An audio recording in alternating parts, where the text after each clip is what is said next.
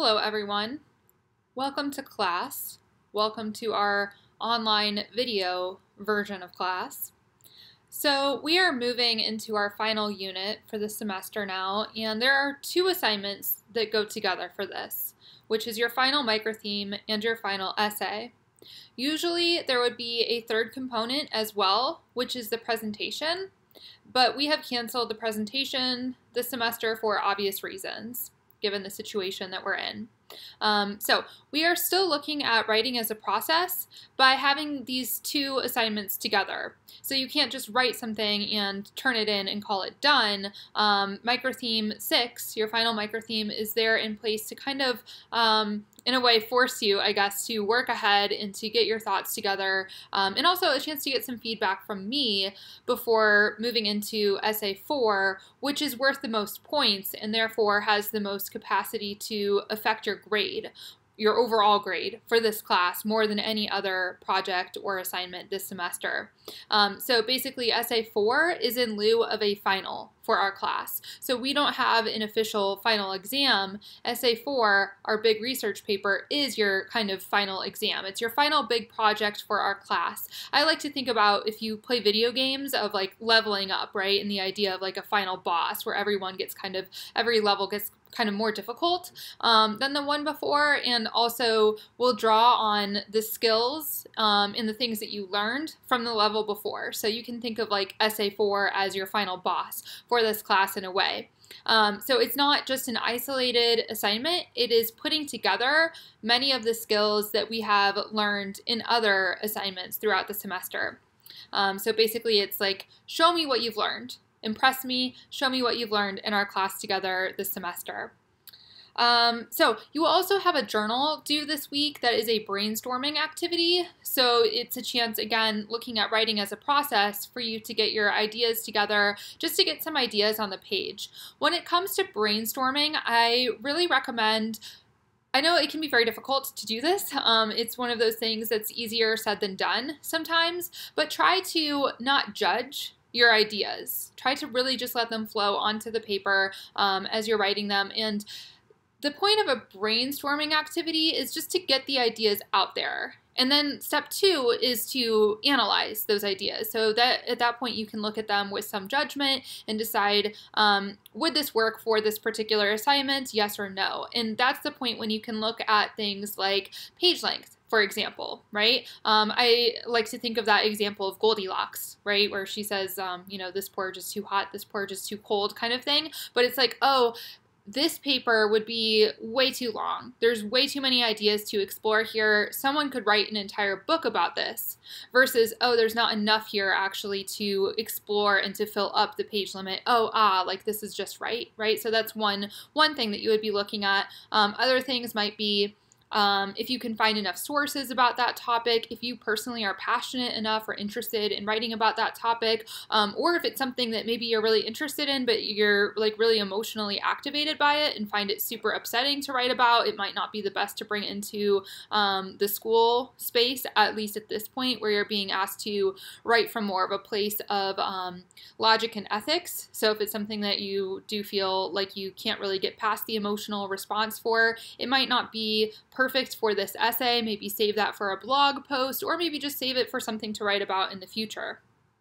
So I have posted the prompt and rubric for both Microtheme 6, as well as Essay 4. So your final projects that go together, do read through those prompts and rubrics very carefully, please, and then do let me know if you have any questions.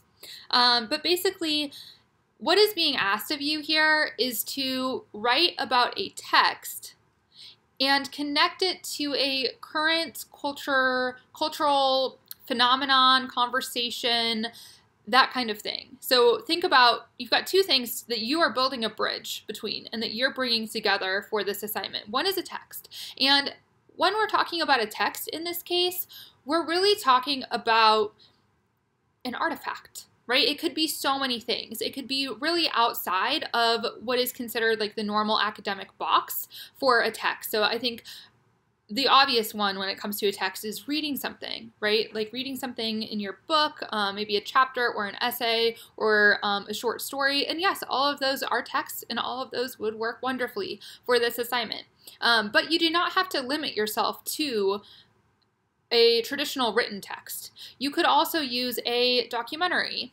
A movie could be your text. Now, I would say be careful with something like a documentary or a movie because, again, length and page limit. So think about how many pages you're writing versus how much there is to say about a movie. So a music video might actually be better than a movie because, again, just thinking about what we're looking for here, as always, is just depth. Right? So I would rather have you choose something that's shorter that you can really dive into deeply than to choose something that is larger but that you can only kind of skim the surface of.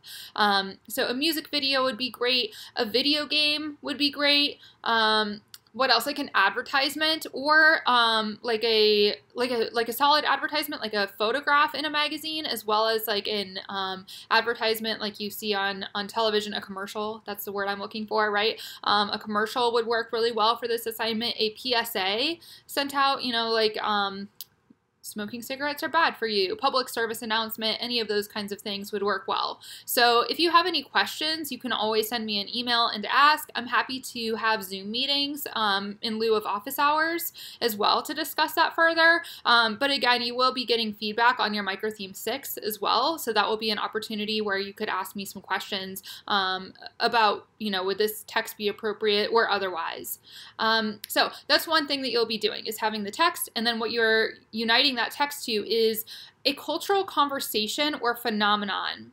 Now, I'll give you some examples of what I mean by that, but just thinking about what is going on in contemporary America 2020. Obviously, the big one that is probably coming to mind for everyone is COVID-19, because that is impacting all of our lives to the point that I am recording this video right now instead of talking to you all about this final assignment in a classroom. So COVID-19 and anything going along with that, right? The idea of quarantine and all of these kinds of the first and what this means in a larger cultural context could be definitely something to write about. We also have an upcoming election, so that's obviously in the general cultural consciousness these days. There's just a lot of other movements that you can think about, and you can Google online as well to find others. You don't have to use any of these. These are just some examples. But body positivity, mental health awareness, the Me Too movement, Black Lives Matter, social media and false information, which is something that we obviously have spent quite a bit of time talking about in this class with our media literacy unit. And you can also think about the links between that one to things like free speech versus censorship, right? So that's just one avenue out of many, many avenues that you could choose to explore. Also minimalism, I'm seeing a lot about that movement these days. So minimalism kind of versus consumerism. So having less things, downsizing, tiny houses, living in tiny houses instead of larger houses, those kinds of things, having less clothes in your closet, sticking to just basic colors. I'm hearing a lot about that in the cultural consciousness these days. So that would be an idea. Obviously, the topic of climate change is something impending and impacting all of us to some degree or another. A few years ago, there was the Occupy Wall Street movement and then just the Occupy movement. Another one is the rise in social anxiety. So you can see that that's just a quick list that I made for you here. If we were in class together, I would ask you all for some and just generate a list on the board just so that we can kind of get an idea of what we're talking about here.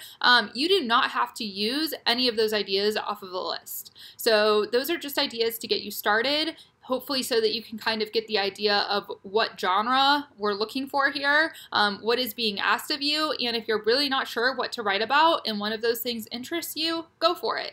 If you already have an idea or 6 ideas that you're trying to choose between, if there's something you're very passionate about, write about that. So go towards what interests you. With this, especially with all of your assignments, but especially with this final one, since it is the biggest project, you will be spending the most time working on it comparatively to how much time we have dedicated to other projects. So definitely think about what interests you. Don't just choose something random. Don't necessarily choose the first thing that came to you if it doesn't actually meet your interests, because there's just no need to bore yourself like that, right? As well as I really do believe that you will write a better paper if you're writing about something that you want to learn about anyway. So think about this as an opportunity to learn more about and to write about something that you're interested in anyway. Maybe it's something you already know a lot about. Maybe it's something that you'll have to do some research about because you're really not sure what you think about it. Or just what all the information and the data and the facts are, of course being careful to separate between what is actual facts and what is just things that are perpetrated on social media or in general in our larger cultural conversations that are not true. Okay, so basically what you are being asked to do is to connect these two things. A text to a larger cultural conversation. And you can see the spaciousness in both of those things. So a text can be so many different things, and that larger cultural conversation can be so many things. So you are being asked to use critical thinking and build a bridge between those two things. So the text itself should not necessarily have anything to do with the conversation.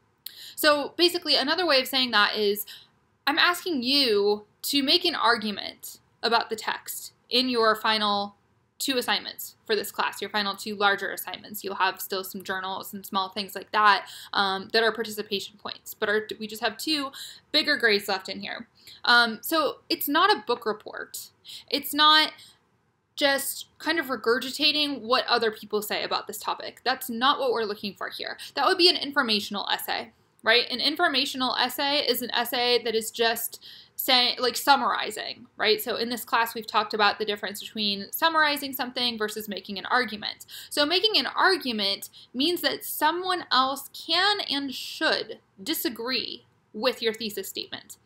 They should be able to have a debate with you about your thesis statement, and someone has to be able to debate you using rationality, right? So you can disagree and you can think that they're wrong, but it can't just be someone who just flat out literally does not make any sense, right? So if you're saying a fact, like if you're just saying a fact, like, you know, the sky is blue, that's not a great fact, because actually if you break it down, it's a lot more complicated than that. So, right, whatever it is, like smoking can cause cancer, right? That would be an informational essay. If you were to write about all the different ways that smoking can cause cancer, how we learned about that, you know, all the nitty-gritty things about the cancer and what may or may not actually help it in the end or whatever, that's an informational essay. Now, an argumentative essay would be, just one example on that topic, would be the American government should ban smoking cigarettes because they cause cancer, right? So an informational essay is just the fact and nothing but the fact. No one can argue with that. I mean, some crazy person can argue with it, but they would just be wrong, right? It's as simple as that.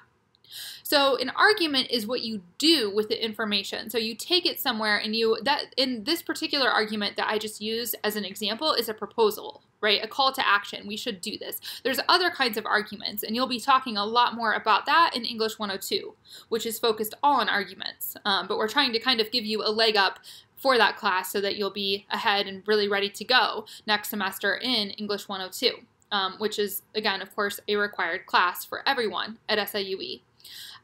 So let me think, my train of thought here. Right, so someone can and should be able to reasonably disagree with your thesis statement. It does not have to be a proposal essay like the example I just gave, and in fact, I wouldn't necessarily even recommend having a proposal thesis statement for this. It just doesn't fit as neatly into the assignment. The argument should be about the text itself. Now, I posted 2 examples of that on Blackboard for you. So we're canceling our reading. I posted a note about this in the announcement, but we're canceling the reading that's listed on the syllabus from your textbook, and I'm replacing it with 2 readings, 2 essays that, again, I posted these on Blackboard, and they are examples for Microtheme 6/Essay 4, and what they are doing is arguing about the movie The Joker that came out last year. So you can see 2 examples of thesis statements from this example. I myself have not actually seen The Joker, not that version that came out last year, although after having read these essays, I'm somewhat inspired to watch it now, but that doesn't really matter. It's not really about the text itself, it's about the argument that they're making, just to kind of serve as a model for you. So regardless of if you've seen it or not seen it, it still can serve as a model because it made sense to me and I haven't seen it myself, which is also a good example in terms of what your paper should be doing. Remember that anything that you write in this class this semester, it should be able to be lifted out of the class, so you could publish it in a newspaper, for example, the Alestle here on campus, or in your local newspaper, or submit it to an essay competition or anything like that.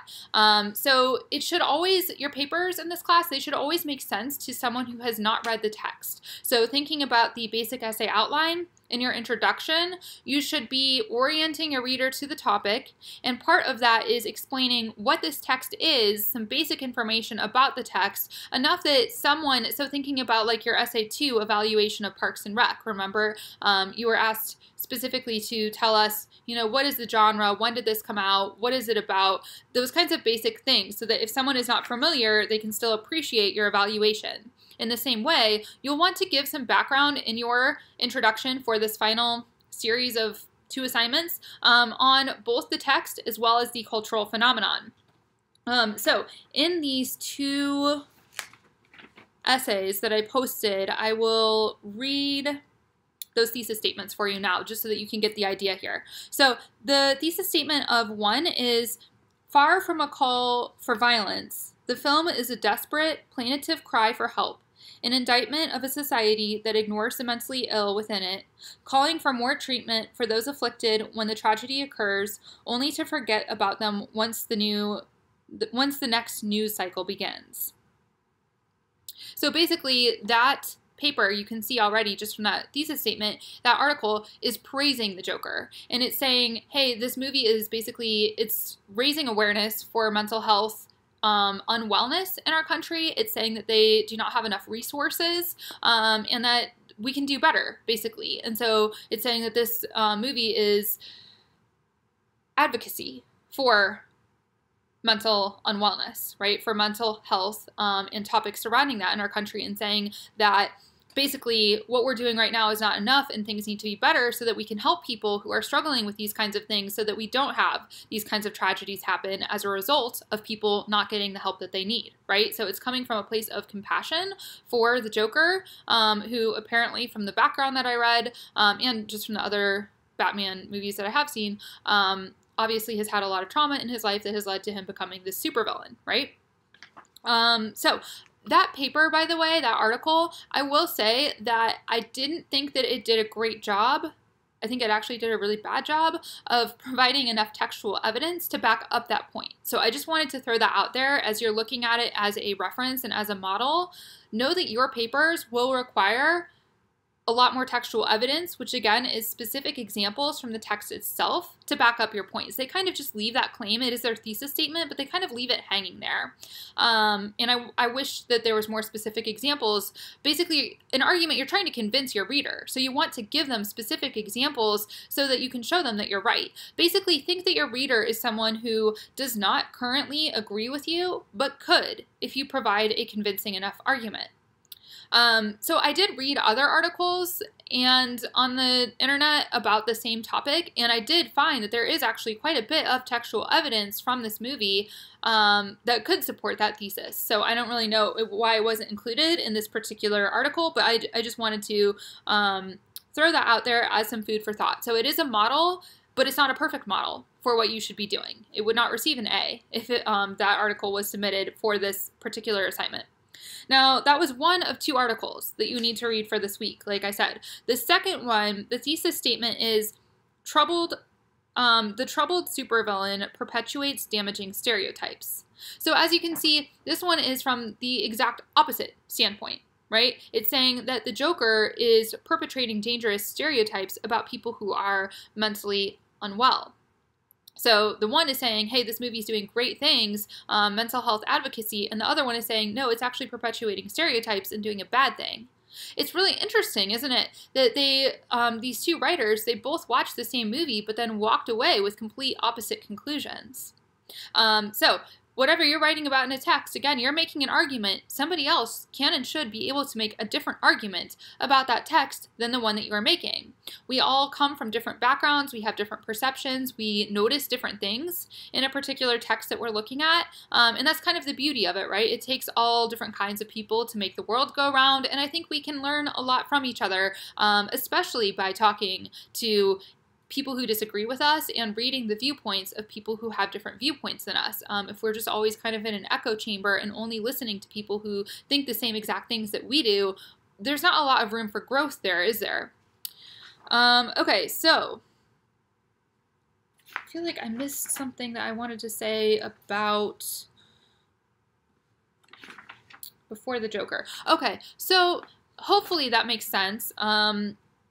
You might want to begin, as you're getting ready and preparing for your Microtheme 6 in Essay 4, you might want to begin with questions. So that could be part of your brainstorming process. You have had practice with writing questions for academic research and previous assignments that we have had. So remember that good questions for academic research are neutral, they are objective, and that they're genuine questions. So if you're just asking a question that you already think that you know the answer to, and you're asking it in such a way that the answer would be obvious to anyone reading the question, it's not really a question, is it?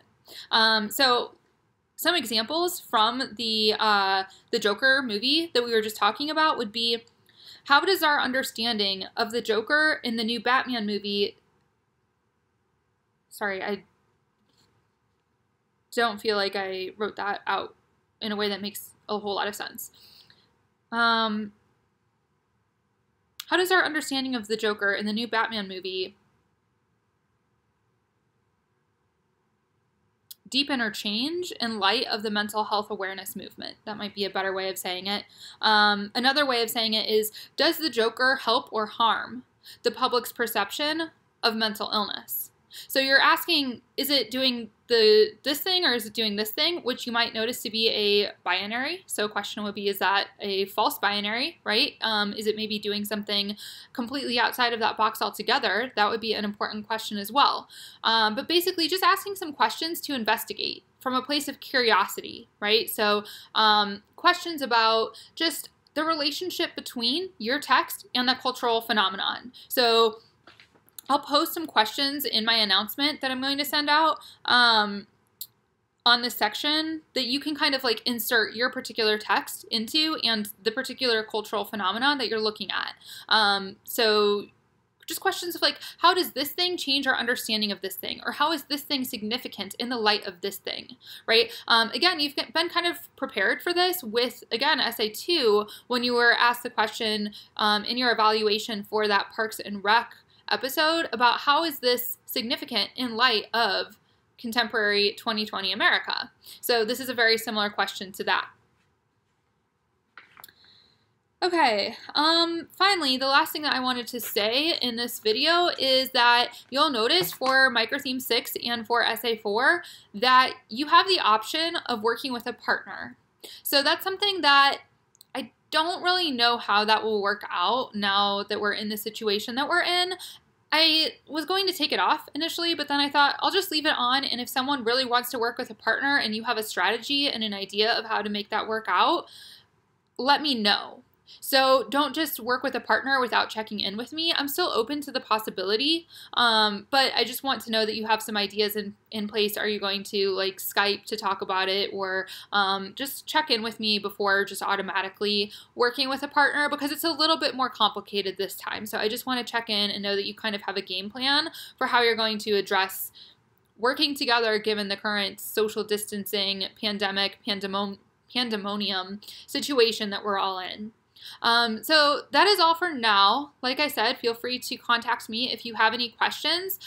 Make sure that you do read through the prompts very thoroughly, the rubrics. I would recommend reading first the prompt and rubric for your final essay, and then reading through the prompt and rubric for Microtheme 6, because Microtheme 6 is basically laying the groundwork for Essay 4. So if you don't know what Essay 4 is, then Microtheme 6 isn't really going to make a whole lot of sense, because basically Microtheme 6 is working towards that final project and kind of laying some of the groundwork out for it, doing a little bit of self-reflection, a chance for you to ask any questions to me about it, that kind of thing.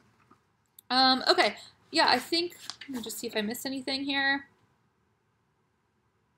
Okay, great. And so remember finally that journal is due on Wednesday. So I didn't say that in this video already, but I did post it in the announcement as well. So most things have been due on Friday and on Sunday for this class since we have gone online, but this is something that's due Wednesday, and there is a good reason for that because it's meant to be a stepping stone. So if you have it due on Friday, it's not really going to be very helpful if you are finishing it and then doing Microtheme 6 at the same time. It's better to do it by Wednesday at midnight, and then you'll have some time to let it sit and reflect and think on it, and then you'll have a chance to kind of draw on those ideas as you're working for your Microtheme 6. So hopefully that all made sense. I hope you all are well. I hope that you are healthy and staying safe during this very intense time that's bringing up a lot of change for a lot of us, but yeah, I think I did just cover everything I wanted to. I'm still kind of scanning in my brain, but okay, fantastic. So again, let me know if you have any questions. I am very happy to clarify anything and to just chat and make sure that you're on the right track, that kind of thing. So keep up the great work, and I look forward to reading your final projects.